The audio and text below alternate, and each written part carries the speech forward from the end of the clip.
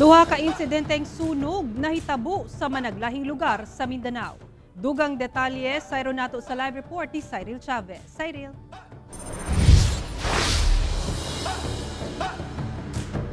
Yasara patay ang usa ka babaeng kaslunon ug pag-umangko niini nga 3 anyos atol sa sunog nga miulbo sa Villanueva, Misamis Oriental.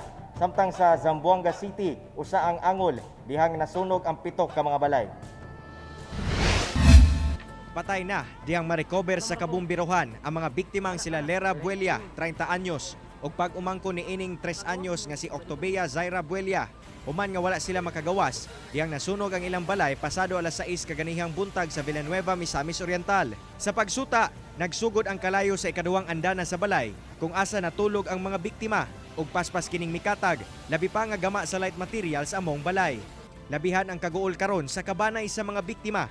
Si Lera, kasluno na unta karong Mayo. Ora kanang di niya masabot yung gibati, gurag gusto gid niya na gusto siya mosunod siya na. Siyempre normal kay makasalunon ba sila karon na year. Padayon pang giimbestigahan sa otoridad ang insidente. Samtang gibana-banaang dili maubos sa 30,000 pesos ang danyo sa mong sunog. Ang istorya nila nga ang hinungdan ang katong usa ka laptop nga gigamit sa katong 29 anyos. Pero sa atong opisina di pa kita makakatumbok kung mao ba ginay hinungdan kay daghan ang anggulo nga atong mapaingnan. Sa Zamboanga City, dili maubos sa 7 ka mga balay ang nangaugdaw sa sitio Talungon, Barangay San Roque sa yusab kaganihang buntag.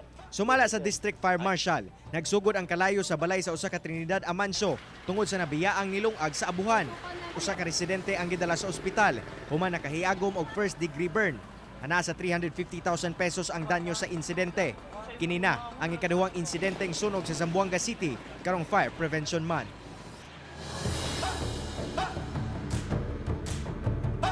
Saraway puas ang pahinumdum karon sa kabumbirohan ngadto sa publiko nga magbantay aron makalikay sa sunog, ilabi pa nga nagsing-abot na ang El Nino o ting-init. Sara. Okay, daghang salamat, Cyril Chavez.